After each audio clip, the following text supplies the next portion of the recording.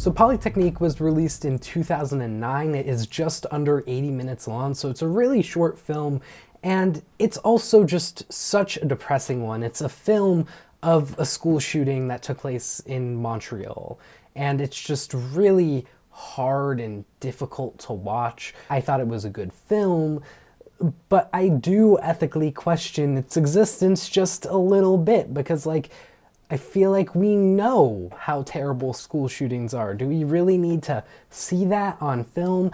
I don't know. It's definitely a tough question to ask.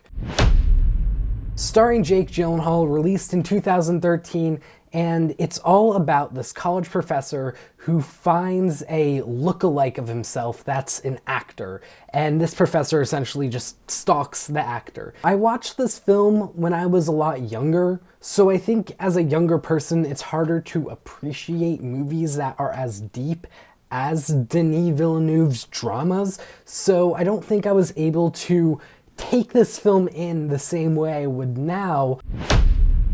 It features this family who had migrated from the Middle East to Canada. The mother passes away, but tasks her two children with going back to the Middle East to find their father and son to give them these letters that she wrote for them. I have some really mixed feelings because it jumps a lot through time and there are just excellent scenes throughout, but certain scenes felt redundant. I feel like even though this film does go in at under 2 hours, it could have been even shorter. It felt like you were getting the same information thrown at you multiple times, and just the amount of time jumping there was going back and forth between essentially just two timelines was kind of janky, and I wasn't the biggest fan of it, if you can't already tell. But overall, the impact of this film was incredible. There is a huge plot twist here that really threw me for a loop, and it results in this character reaction that is just jaw-dropping. You know, and I don't even know if I want to say what the reaction is, but it's just this small thing, but it just echoes through your mind. And I don't know how else to describe it. If you haven't already seen this film, I highly recommend it. It is all about Emily Blunt, who is this FBI agent who is working in Arizona, I think that's the state, but then she is put on this government task force that goes to Mexico, and it's kind of her ethically questioning what they're doing in Mexico and kind of coping with that because she's trying to do things by the book and do things legally, and she realizes that's not really how this task force does things. I found a lot of elements from this film to actually be carried into Dune Part 2. Particularly, you had that opening fight sequence in Dune 2. That felt very Sicario to me. You also had the black and white planet, and just the way that that was shot and the way it looked also felt Sicario to me. So if you want to see a movie that's kind of like Dune 2, or at least definitely had a lot of influence on Dune 2, I highly recommend this film. It stars Hugh Jackman as this father whose daughter goes missing, and he goes at absurd lengths to get her back while the police are pursuing multiple suspects, and Jake Gyllenhaal is that police detective. And yeah, just this movie is insane, for lack of a better description, and again, devastating. And another just jaw-dropper of a movie, and really just shows the emotional lengths somebody like Denis can take you on as a filmmaker. Something I remember really well from this film is that not only was the story and the acting and all of that just really upsetting, devastating, depressing, whatever you want to call it, but also it was just really gray. This film just looked so gray, and I know that that's a really odd detail, but I can't think of a film that just looks that intentionally dull, you know, because when I think of a gray looking movie, I think of like Captain America Civil War.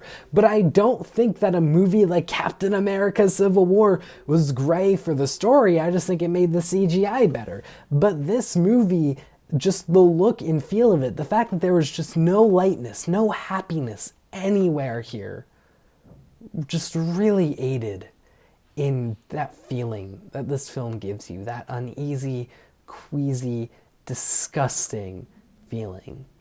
And of all of the dramas I've seen Denis make, this to me is his best one yet. But now we got the sci-fi films to talk about, starting with so Dune Part 1 is just pretty much the setup to Dune 2.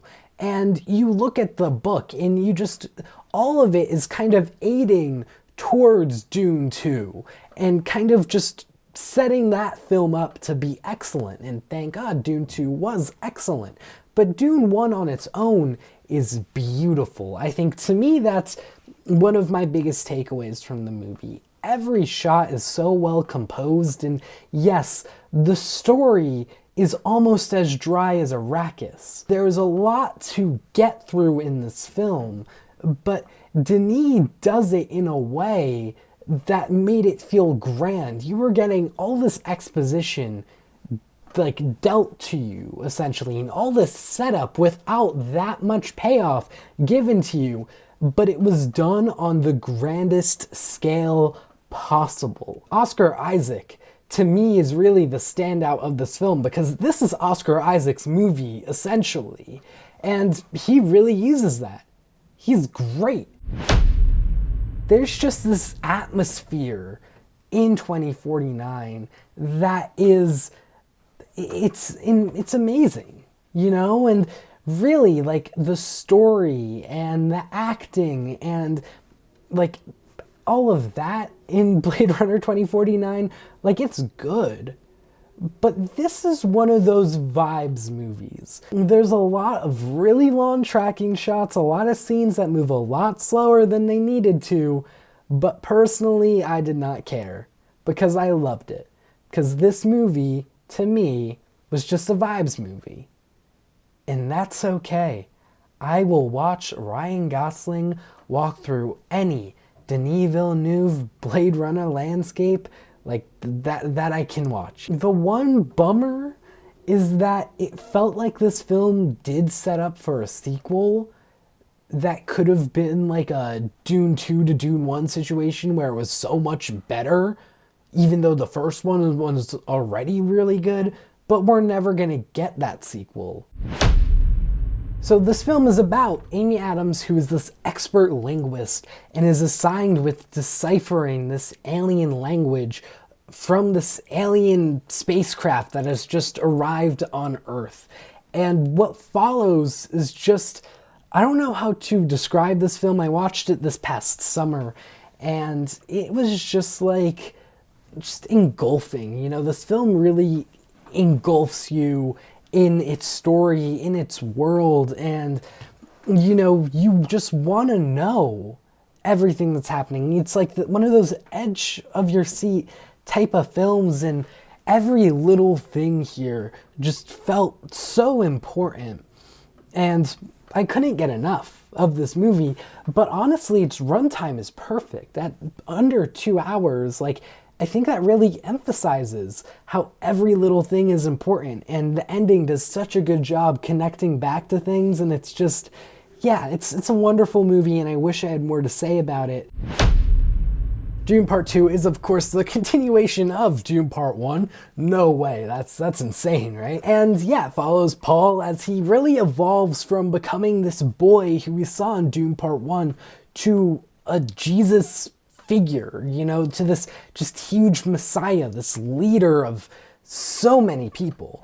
And it's terrifying, you know, seeing his transformation, but it's amazing. And Denis, just as a director, captures that so well, and he captures this scale of Arrakis just fascinatingly in the way that he really makes us sympathize with all of the Fremen, you know, and just characterizes them so much more than the David Lynch movie did. Like, oh my god, the Fremen were like robots, and in here the Fremen are like people, and it's amazing, and I love it. Zendaya is fantastic. Rebecca Ferguson, oh my god. Javier Bardem, please nominate that guy for an Oscar. The visual effects are incredible. The score is incredible. Just the look, the cinematography of this movie is mind-blowing. The acting is out of this world. Like, honestly, this is some just amazing acting. And the fact that Zendaya, you know, when I did the review of this movie, I didn't mention Zendaya, which is really saying something, because she gives just a wonderful performance. And it's probably the best performance I have seen from Zendaya to date. You know, a movie like Dune Part 2 is rare. You get it once every few years. So if you haven't already seen this movie, what are you doing? Go see this movie. Like, come on. And yeah, like, let me know your thoughts in the comments down below, because I see this as a 5-star film. So what do you think of Dune Part 2? What do you think of Denis' filmography? Have you seen the 2 films that I have not seen from Denis? What were your thoughts on those? Please feel free to let me know in the comments. And while you're down there, like and subscribe if you care to do that. I'll see you all in the next video. Take care.